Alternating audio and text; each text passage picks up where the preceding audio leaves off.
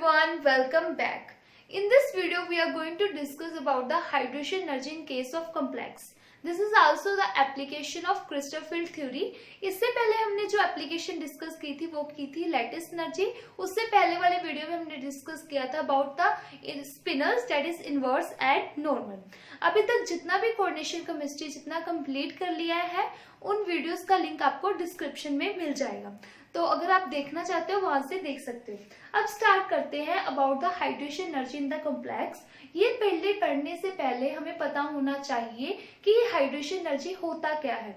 Hydration energy क्या होता है? जब भी कोई भी आयनिक क्रिस्टल को हम डिसॉल्व करते हैं वाटर में, आयनिक क्रिस्टल को जब हम डिसॉल्व करते हैं वाटर में, ठीक है, क्या होता है कि जो वाटर मॉलिक्यूल है वो क्या है, गैदर हो जाते हैं अराउंड द क्रिस्टल, मतलब क्रिस्टल के आसपास आ जाते हैं. कोई भी जस्ट इमेजिन कि यहाँ पे ये इसको मैंने क्रिस्टल लिया, इसके आसपास क्या आ जाएंगे, वाटर मॉलिक्यूल आ जाएंगे.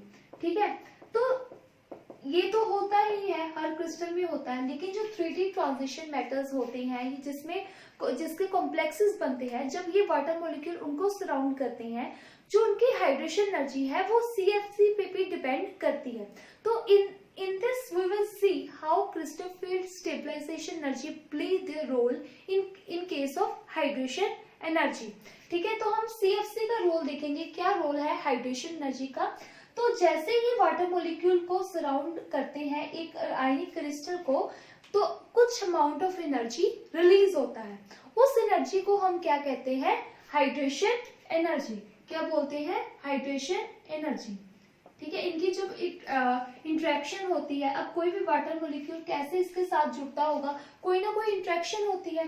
जैसे डाइपोल आयन डाइपोल इंटरेक्शन हो गया, तो जो भी इंटरेक्शन होती है, जब भी कोई भी बॉन्ड फॉर्मेशन होता है, चाहे वीक बॉन्ड फॉर्मेशन हो चाहे कैसा भी हो, this is always release of energy. तो इन केस ऑफ हाइड्रेशन अगर हम वाटर मॉलिक्यूल अटैच होता है तो उस केस में हम क्या कहते हैं, कौन सी एनर्जी रिलीज हुई है, वो होती है हाइड्रेशन एनर्जी. ठीक है, अब हाइड्रेशन एनर्जी कौन से फैक्टर पे डिपेंड करती है? तो हाइड्रेशन एनर्जी जो है वो दो फैक्टर्स पे डिपेंड करती है. Hydration energy depend upon two factors. First factor होता है चार्ज, सेकंड होता है साइज. ठीक है, ये दो फैक्टर है जिसपे हाइड्रेशन एनर्जी डिपेंड करती है. फर्स्ट, चार्ज कैसे होता है?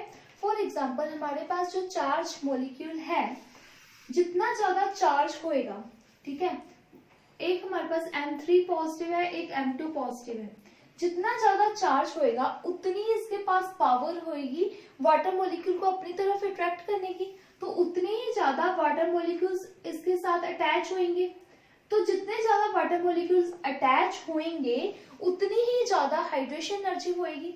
तो हम कह सकते हैं जितना ज्यादा चार्ज होएगा, जितना ज्यादा चार्ज उतनी ही ज्यादा क्या होएगी, हाइड्रेशन एनर्जी. अगर ऐसा है, इसका मतलब क्या हुआ कि इनका जो रिलेशन है वो क्या है, डायरेक्ट रिलेशन है. So we can say charge is directly proportional to hydration energy. हम बोल सकते हैं ना कि जितना ज्यादा चार्ज होएगा उतनी ही ज्यादा क्या होएगी, हाइड्रेशन एनर्जी होएगी.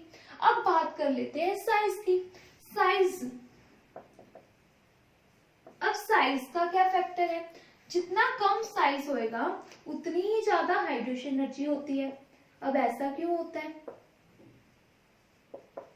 ऐसा क्यों है, जितना कम साइज उतनी ज्यादा क्यों एनर्जी? देखो, अगर साइज छोटा है तो न्यूक्लियस जो है, न्यूक्लियस से अट्रैक्ट कर रहा है वाटर मॉलिक्यूल्स को. इजिली वाटर मॉलिक्यूल्स को क्या कर सकता है, अट्रैक्ट कर सकता है, क्योंकि साइज छोटा है, उनके बीच में जो डिस्टेंस है वो कम होएगा, तो इजिली अट्रैक्ट कर सकता है एज कम्पेयर टू बड़ा साइज. तो न्यूक्लियस जो वाटर मॉलिक्यूल्स से काफी दूर हो गया, तो उसकी जो अट्रैक्शन है वो कम हो जाती है. समझ रहे हो ना कि अगर साइज छोटा है तो वो न्यूक्लियस जो है वो इजिली वाटर मॉलिक्यूल्स को क्या कर सकता है, अट्रैक्ट कर सकता है. इस वजह से जो हाइड्रेशन एनर्जी होती है क्या है, इनवर्सली प्रोपोर्शनल है, किससे, साइज से. ठीक है, डायरेक्टली प्रोपोर्शनल है चार्ज से. ये आ गया ना, charge is directly proportional to hydration energy, whereas size is inversely proportional to hydration energy. जो साइज है वो क्या है, इनवर्सली प्रोपोर्शनल है हाइड्रेशन एनर्जी का। ठीक है, ये फैक्टर्स आ गए। उसके बाद ये तो हमने बता दिया कि हाँ दो फैक्टर्स होते हैं, साइज और चार्ज होता है, जिससे क्या हमने क्या कंक्लूड कर सकते हैं, जो चार्ज है उसके तो डायरेक्टली प्रोपोर्शनल है, पर जो साइज है उसके इनवर्सली प्रोपोर्शनल है। So we can write it here, hydration energy is equal to charge upon size, right, ऐसे लिख सकते हैं। तो ये तो हो गया in case of main group elements, like in case of S block element, या we can say S block elements. ठीक है, अल्कली मेटल या अल्कली अर्थ मेटल के केस में तो ऐसा हो गया hydration energy. But in case of 3D transition metal, तो जो इन case of complexes, hydration energy क्या होती है, हाइड्रेशन एनर्जी प्लस CFC क्या होती है, CFC भी अपना एक रोल प्ले करती है। हाइड्रेशन एनर्जी क्या है, प्लस CFC। देखो हाइड्रेशन एनर्जी क्या होती है, नेगेटिव, CFC भी क्या होती है, नेगेटिव। ठीक है, ये दोनों आपस में नेगेटिव बनके हमारे पास नेगेटिव में ही आंसर आता है, लेकिन एड अप हो जाते हैं। कैसे, मान लो हमारे पास हाइड्रेशन एनर्जी है -20, CFC है -10, तो हमारे पास टोटल जो हाइड्रेशन एनर्जी है वो कितनी होगी, -30। अब हमें CFC पता होनी चाहिए हाइड्रेशन एनर्जी निकालने से पहले। ठीक है, मैं यहाँ पे 3D ट्रांजिशन मेटल लिख रही हूँ।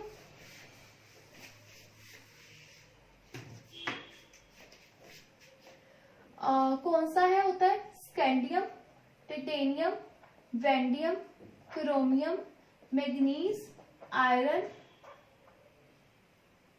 Cobalt, nickel, copper, zinc, right. I am assuming now कि आपको CFC निकालनी आती है, तो मैं यहाँ पे, एंड वन इम्पोर्टेंट थिंग, तो मैं यहाँ पे इसका +2 चार्ज कंसिडर कर रही हूँ। ठीक है, +2 चार्ज है मेटल के ऊपर। इस केस में हम हाइड्रेशन एनर्जी निकालेंगे। And H2O is what, H2O क्या है, H2O इज ए, H2O क्या है, वीक फील्ड लिगेंड है। क्या है, वीक फील्ड लिगेंड है। अब इसकी मैं CFC लिख रही हूं। ठीक है, वीक फील्ड लिगेंड मतलब पेयरिंग जो है वो नहीं होएगी। अगर आपको ये नहीं पता तो आप कोऑर्डिनेशन केमिस्ट्री की मैंने प्लेलिस्ट बनाई है, उसमें देख सकते हो। ठीक है, मैंने सारा ये टॉपिक्स करवाया हुआ है, तो क्रिस्टल फील्ड थ्योरी के में मिल जाएगा आपको CFC निकालना, कैसे निकालते हैं। ठीक है, तो इस केस में मैं CFC निकाल रही हूँ। एंड H2O क्या है, वीक फील्ड लिगेंड है। क्यों वीक फील्ड लिगेंड है, ठीक है, इसका सारा मैंने आपको बताया हुआ है, तो आप वहां से वीडियो देख सकते हो। तो स्कैंडियम में इसमें जो CFC है वो क्या आएगी, -4 डेल्टा नॉट, टाइटेनियम में 0.8 डेल्टा नॉट, वैंडियम में 1.2 डेल्टा नॉट।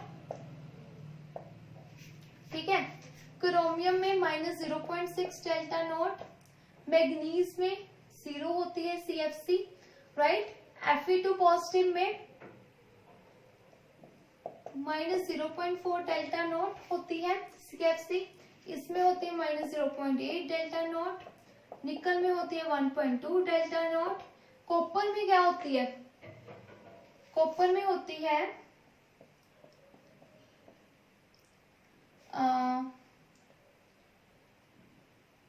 -0.6 delta not. उसके बाद जो जिंक है, इस केस में जो CFC होती है वो भी क्या होती है, 0 होती है। अब हम बनाएंगे ग्राफ। ठीक है, ग्राफ कैसे बनेगा, यहाँ पे है हाइड्रेशन एनर्जी, इस तरफ होगा हाइड्रेशन एनर्जी,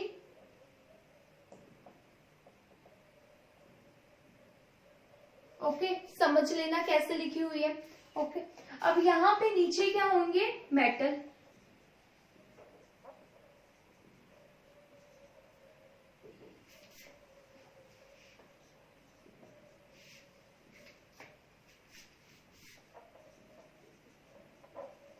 मैं लिख रही हूं नीचे मेटल, ओके। होप सो सारे पूरे आ जाएं।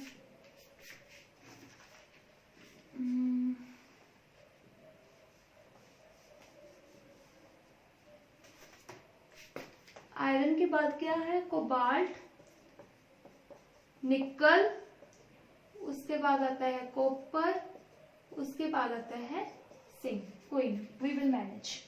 Now what we are going to say कि स्कैंडियम से जैसे जैसे क्या हो रहा है, साइज जो है वो क्या हो रहा है? डिक्रीज होता जा रहा है। मतलब जो हमारी CFC है वो क्या, सॉरी हाइड्रेशन एनर्जी है वो क्या कैसे होती है? साइज के इनवर्सली प्रोपोर्शनल होती है। जितना छोटा साइज उतनी ज्यादा हाइड्रेशन एनर्जी।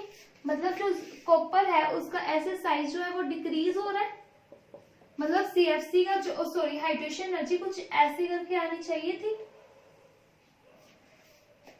है ना? जैसे जैसे साइज डिक्रीज हो रहा है वैसे वैसे हाइड्रेशन एनर्जी जो है वो बढ़ रही है, ऐसे आनी चाहिए थी। पर ये वाला ट्रेंड फॉलो ही नहीं करती। क्यों? CFC अपना रोल प्ले करती है। तो CFC के केस में क्या होगा? हाइड्रेशन एनर्जी जो है वो क्या हो जाएगी? Hydration energy without CFC plus CFC। ठीक है, तो ऐसे हो जाएगी। अब हम देखेंगे कैसे CFC इफेक्ट डाल रही है हाइड्रेशन एनर्जी पे। Okay, so first of all we will see scandium. Scandium की हाइड्रेशन एनर्जी यहाँ पे होनी चाहिए थी, बट CFC ने क्या किया? -0.4 डेल्टा नोड, इतनी वैल्यू जो है वो बढ़ा दी। मतलब अब यहाँ पे आ गई CFC हमारी, सॉरी हाइड्रेशन एनर्जी। टिटेनियम के केस में -0.8 बढ़ा दी, तो अब थोड़ी और इंक्रीज कर जाएगी, राइट? वेंडियम में और इंक्रीज करवा दी तो यहाँ पे आ जाएगी। ठीक है, मैग्नीज में सॉरी क्रोमियम में 0.6 है, मतलब यहाँ पे कुछ होगा, राइट? अब Mn2 पॉजिटिव में क्या है? 0। इसकी CFC पे, इसकी हाइड्रेशन एनर्जी पे कोई फर्क नहीं पड़ेगा। अब बात करें आयरन की, वो क्या है? -0.4, जो कि आएगा यहाँ पे कुछ, राइट? कोबाल्ट के केस में क्या है? -0.8, मतलब कि बढ़ेगी इतनी, राइट? निकल 1.2 और बढ़ेगी। कॉपर -0.6 इतनी होएगी। तो अगर हम इस पॉइंट्स को सारे को जोड़ें तो हमारी जो CFC है, हमारी जो हाइड्रेशन एनर्जी है वो इस कैसे हो जाएगी? उसकी वैल्यू कैसे इंक्रीज और डिक्रीज करेगी? ऐसे ऐसे आएगा ग्राफ। ठीक है, आपको थोड़ा सा कंफ्यूजन हुई होगी तो वीडियो को अच्छे से फिर से देखना और रिवाइज करना ऐसे, फिर आपको बड़ा इजीली समझ आ जाएगा कि कहना क्या चाहते हैं। ठीक है, कुछ नहीं कर रहे हम, CFC की वैल्यू को ही चेंज कर रहे हैं। अब हम बात करेंगे इन केस ऑफ +3। +3 के केस में कैसे चेंज हो रही है हाइड्रेशन एनर्जी, उसकी बात करेंगे। और +3 में क्या प्रॉब्लम है? H2O। H2O जो +3 में क्या होता है? मेटल्स का जो बिहेवियर है, H2O है जो, वो सभी लिगेंड की तरह, मतलब जैसे +2 में हमेशा ये वीक फील्ड लिगेंड एक्ट किया था, तो इस केस में ऐसा नहीं होता। क्या फर्क आता है? +3 में तो हमें ये वैल्यूज भी चेंज करनी पड़ेंगी।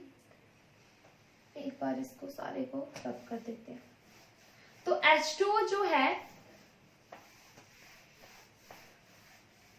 वो कैसे बिहेव करता है? In +3 metal, in +3 oxidation state.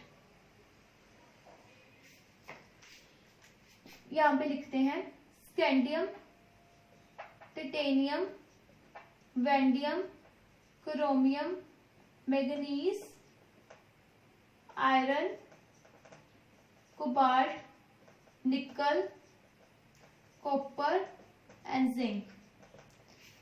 H2O जो है up to iron, H2O behave करता है एज वीक फील्ड लिगेंड, ठीक है? लेकिन कोबाल्ट, निकल और कॉपर और जिंक के केस में H2O बिहेव करता है स्ट्रॉन्ग फील्ड लिगेंड। ओके, ये भी मैंने सब कुछ डिस्कस किया है, आप वहां से वीडियो देख सकते हो। ठीक है, तो इन सभी के केस में H2 एक्ट करता है वीक फील्ड लिगेंड और इनके केस में H2 एक्ट करता है स्ट्रॉन्ग फील्ड लिगेंड। फाइन, तो उसके अकॉर्डिंगली इसकी CFC की वैल्यू भी चेंज होएगी, राइट। इसमें CFC आएगी, स्कैंडियम 3 पॉजिटिव के केस में CFC होएगी 0, राइट। टिटेनियम 3 पॉजिटिव केस में होएगी -0.49, वेंडियम में -0.8, क्रोमियम में -1.2 delta naught and manganese 3 positive में क्या होएगी -0.6 delta naught, right. Then Fe3 positive में होगी CFC 0। कोबाल्ट +3 में क्या होएगी, सो कोबाल्ट +3 में कितने इलेक्ट्रॉन्स होते हैं 6, तो इसकी जो CFC होएगी वो आएगी, पेयरिंग नहीं होएगी, तो इसकी जो CFC है वो क्या होएगी -2.4 डेल्टा नोट, क्या होएगी -2.4। निकल 3 पॉजिटिव के केस में क्या होएगी 1 2 3 पेयरिंग होएगी 4 5 6 7 7, तो -2.4 0.6 it will be -1.8, ठीक है। कॉपर 3 पॉजिटिव के केस में क्या होएगा 1 2 3 4 5 6 7 8 होते हैं, तो इस केस में जो CFC है वो क्या आएगी -1.2 डेल्टा नोट। ऐसे ही पॉजिटिव के केस में जो CFC आएगी वो आएगी 1 2 3 4 5 6 7 8 9, तो कितनी आ जाएगी 1 2 3 4 सॉरी -1.2 -0, तो आ जाएगी -0.6 डेल्टा नोट। अब इसके अकॉर्डिंगली हम बनाएंगे ग्राफ, ठीक है। ग्राफ कैसे बनना चाहिए, वैसे तो ऐसे करके कुछ बनना चाहिए, लेकिन अब CFC की वजह से ग्राफ जो है वो चेंज हो जाएगा। स्कैंडियम 0 है तो पॉइंट इधर ही आएगा, टिटेनियम -0.4 तो थोड़ा सा ऊपर आ जाएगा, वेंडियम 3 पॉजिटिव, यहाँ पे 3 पॉजिटिव है, ठीक है, आप ध्यान रखना। वेंडियम 3 पॉजिटिव के केस में ऊपर आ जाएगा 0.8, क्रोमियम 3 पॉजिटिव -1.2 और ऊपर चला जाएगा। मैग्नीज 3 पॉजिटिव के केस में अब थोड़ा नीचे आएगा इतना। Fe2 पॉजिटिव 3 पॉजिटिव के केस में क्या आएगा 0। उसके बाद आता है -2.4 कोबाल्ट 3 पॉजिटिव जो कि बहुत ऊपर जाएगा। फिर आता है -1.8, यहाँ पे हम कर लेते हैं। कॉपर के केस में -1.2 इधर आ जाएगा और जिंक 3 पॉजिटिव के केस में -0.6। तो हमें कुछ आइडिया ही बस होना चाहिए कि ग्राफ जो है वो कैसे बनेगा। यहाँ पॉइंट कर दो, ठीक है, ऐसे ऐसे करके आएगा। तो जस्ट आपके ट्रेंड्स पूछे जाते हैं एग्जाम में कि कैसा ट्रेंड रहेगा हाइड्रेशन एनर्जी का, अब ऐसे आपको एग्जांपल जो है वो दे दी जाती है। अब हम देखेंगे नेक्स्ट, जो हम देखेंगे इसमें हाइड्रेशन एनर्जी तो हमने देख ली। अब हम देखेंगे कि जो acidic character of aqua complex, ठीक है, वो हम डिस्कस करेंगे। लास्ट में हम डिस्कस करने वाले हैं acidic character of aqua complexes. क्या एसिडिक कैरेक्टर होगा एक्वा कॉम्प्लेक्सेस का, वो किस पे डिपेंड करता है। एसिडिक कैरेक्टर एक्वा कॉम्प्लेक्स का मतलब हमारे पास कोई भी कॉम्प्लेक्स हो, जैसे मेटल H2O6 2 पॉजिटिव। अब मेटल के ऊपर जो है वो क्या है 2 पॉजिटिव चार्ज है। मेटल जो है वो ऑक्सीजन के इलेक्ट्रॉन्स को खींच रहा है और यहाँ पे है H और H। अब जितना ज्यादा चार्ज होएगा उतना ही ज्यादा पुल होएगा इलेक्ट्रॉन्स का, और अगर ऑक्सीजन के इलेक्ट्रॉन खींच रहे हैं उतने ही वो हाइड्रोजन से खींचेगा। ऑक्सीजन जो है वो हाइड्रोजन से इलेक्ट्रॉन खींचेगा और यहाँ पे हमारे पास H पॉजिटिव क्या हो जाएगा रिलीज हो जाएगा। मतलब कि जितना ज्यादा चार्ज होएगा मेटल के ऊपर जितना ज्यादा चार्ज होएगा, जितना ज्यादा चार्ज होएगा उतना ही ज्यादा क्या होएगा एसिडिक कैरेक्टर होएगा, ठीक है ना, कि उतना ही पुल होएगा ऑक्सीजन के इलेक्ट्रॉन्स का, उतना ही वो ऑक्सीजन हाइड्रोजन से इलेक्ट्रॉन खींचेगा, जिसकी वजह से H पॉजिटिव रिलीज हो जाएगा। और यही तो एसिडिक कैरेक्टर होता है कि अगर H पॉजिटिव कोई दे रहा है वो क्या होता है एसिडिक होता है, तो ये क्या बन जाएगा एसिडिक करेक्टर हो जाएगा। अब हम ये कुछ एग्जांपल्स करेंगे, एग्जांपल की हेल्प से समझेंगे कि ये कहना क्या चाहते हैं। देखो फर्स्ट एग्जांपल देखो, यहीं से कर रहे हैं हम। यहाँ पे सोडियम जो है वो क्या है, पॉजिटिव चार्ज है, ठीक है। नेक्स्ट में मैग्नीशियम के ऊपर क्या है, 2 पॉजिटिव है। उसके बाद एल्युमिनियम के ऊपर क्या है, 3 पॉजिटिव है। मतलब कि अब ऑक्सीजन के इलेक्ट्रॉन सबसे ज्यादा कौन खींचेगा, जिसके ऊपर जितना ज्यादा चार्ज होगा उतना वो ही खींचेगा। तो यहाँ पे एल्युमिनियम जो है वो सबसे ज्यादा खींच रहा है इलेक्ट्रॉन्स को। मतलब कि ये वाला जो कॉम्प्लेक्स है वो क्या होगा, सबसे ज्यादा एसिडिक होगा। उसके बाद मैग्नीशियम का, देन सोडियम का। फाइन। अब बात करते हैं हम इनकी, ओके। डिस्कस करेंगे ये वाली एग्जांपल, काफी इंपॉर्टेंट है, ध्यान से देखना कैसे कर रही हूँ। तो इसमें जो मेटल है, पहले आयरन जो है वो +2 में है, ठीक है। एल्युमिनियम जो है वो +3 में है, आयरन जो है वो +3 में, राइट, ऐसे है। अब हम इसमें तो देख के बोल सकते हैं कि एल्युमिनियम का भी जो हाइड्रेशन एनर्जी है वो ज्यादा होगी, सेम विद आयरन की भी Fe2 पॉजिटिव से ज्यादा होगी। बट अब क्वेश्चन आता है इन दोनों में से किसके ज्यादा होगी, एल्युमिनियम की ज्यादा होगी और आयरन की ज्यादा होगी।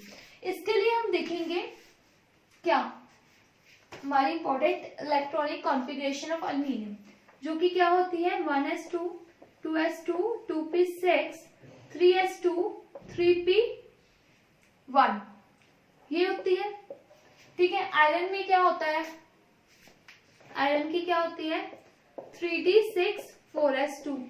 तो इसमें क्या है, कौन से ऑर्बिटल्स हैं, s और p, और s और p का जो शील्डिंग इफेक्ट है वो क्या होता है, ज्यादा होता है। शील्डिंग इफेक्ट क्या होता है, ज्यादा होता है, जिसकी वजह से इसका जो न्यूक्लियस है, एल्युमिनियम का न्यूक्लियस है, वो इलेक्ट्रॉन क्या कर नहीं पाएगा, अट्रैक्ट नहीं कर पाएगा, किसका, वाटर के। तो अगर एल्युमिनियम वाटर के इलेक्ट्रॉन ही अट्रैक्ट नहीं कर पा रहा तो वो उसका एसिडिटी तो इतनी इंक्रीज कर ही नहीं पाएगा एज कम्पेयर टू आयरन। मतलब जो Fe3 पॉजिटिव की जो एसिडिटी है वो क्या होगी, ज्यादा होगी। इसका रीजन क्या है, एल्युमिनियम इतना अच्छा अट्रैक्शन पावर नहीं दिखा पाता। रीजन बीइंग क्योंकि इसमें क्या होते हैं ऑर्बिटल, कौन से 3s और 3p, जिसका शील्डिंग इफेक्ट क्या है, काफी ज्यादा होता है। ओके, अब हम एग्जांपल करेंगे लास्ट वाली, और इस वीडियो का फिर से इसके बाद वीडियो जो है वो खत्म हो जाएगी। इस एग्जांपल में यहाँ पे था FeH2 2 पॉजिटिव, फाइन। अब अगर हम ये वाली एग्जांपल करें, यहाँ पे है Fe+2 में, उसके बाद आता है निकल +2 में, देन आता है आयरन +3 में, देन आता है Hg। Hg जो है वो किसमें है, +2 में, ठीक है, किसमें है, +2 में। ओके, अब इस केस में कैसा होगा, अब पहले हम इन तीनों का देख लेते हैं, फिर हम एंड में देखेंगे Hg का, इसका इसके साथ कंपेयर करेंगे। यहाँ पे आयरन है Fe2 पॉजिटिव, यहाँ पे निकल है, तो Fe3 पॉजिटिव का इन दोनों से ज्यादा होगा। अब इन दोनों में कैसे होगा, निकल का साइज जो है वो क्या होता है, कम होता है, और हाइड्रेशन एनर्जी जो है वो किसके कैसे होती है, इनवर्सली प्रोपोर्शनल टू साइज। जितना ज्यादा साइज होगा उतनी कम होगी हाइड्रेशन एनर्जी। मतलब Fe2 पॉजिटिव की कम है एज कम्पेयर टू निकल, क्योंकि निकल का साइज कम है, मतलब हाइड्रेशन एनर्जी जो है वो ज्यादा होगी।